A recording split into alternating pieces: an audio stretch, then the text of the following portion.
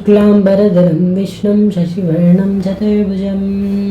प्रसन्नवदनं ध्यायेत् सर्वविघ्नोपशान्तयेत्. श्रीमन्नारायणीयं प्रथमदशकं भगवान्य स्वरूपं महात्म्यं व्रतं श्रैतरम् सान्द्रानन्दावबोधात्मकमनुपमितं कालदेशावधिभ्यां निर्मुक्तं नित्यमुक्तं निगमशतसहस्रेण निर्भास्यमानम् अस्पष्टं दृष्टमात्रे पुनरुत्पुरुषार्थात्मकब्रह्मतत्त्वं तत्तावद्भाति साक्षात् गुरुपवनपुरे हन्तभाग्यं जनानाम् एवं दुर्लभ्यवस्तुन्यपि सुलभतया हस्तलब्धे यदन्यत् तन्वा वाचादिया वा भजति पथजना शुद्रतैवा स्फुतेयम्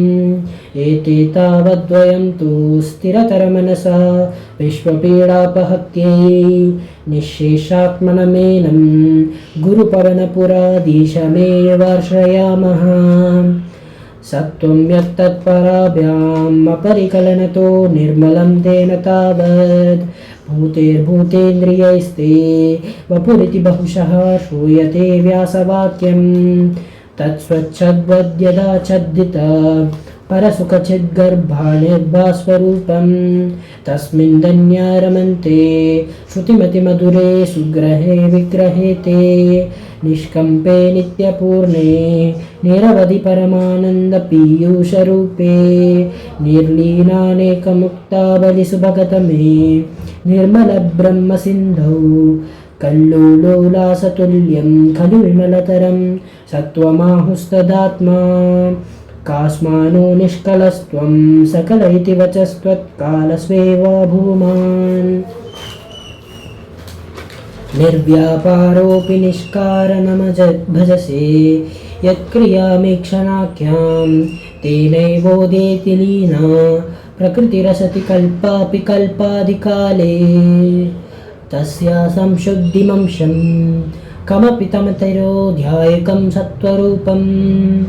सत्त्वं धृत्वा ददासि स्वमहिमविभवाकुण्ठवैकुण्ठरूपम् तत्ते प्रत्याग्रधाराधरललितकलायवलीकेलिकारं लावण्यस्यैकसारं सुकृतिजनदृश्यं पूर्णपुण्यावतारं लक्ष्मीनिःशङ्कलीलानिलयममृतक्षिन्दसन्दोहमन्तं सिञ्जात् सञ्चित्तकानां वपुरनुकलये मारुतागारनाथ कष्टाथे सृष्टिचेष्टा बहुतरभावखेदभावा जीवभाजा मित्येवं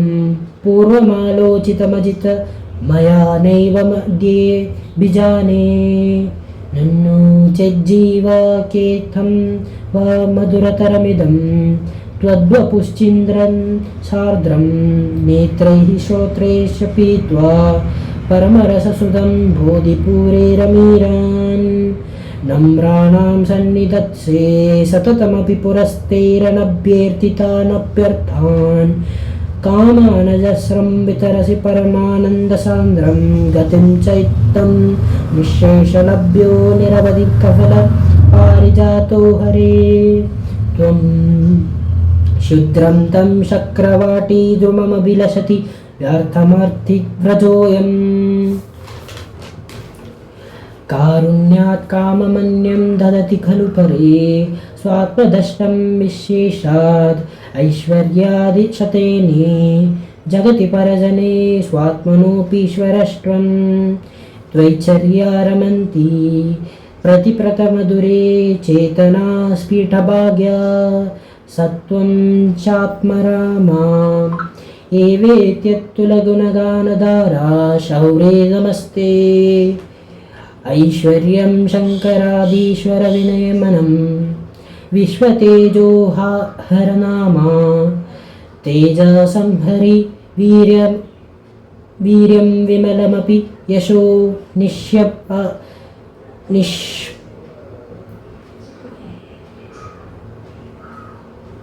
निष्प्रैहश्चोगीतम्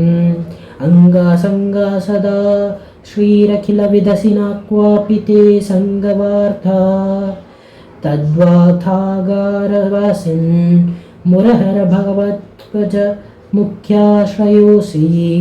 नारायणाखिल गुरु भगवन्नमस्ते कायेन वाचा मनसेन्द्रिये वा बुद्ध्यात्मना वा प्रकृते स्वभावात् करोमि यज्ञं सकलं परस्मै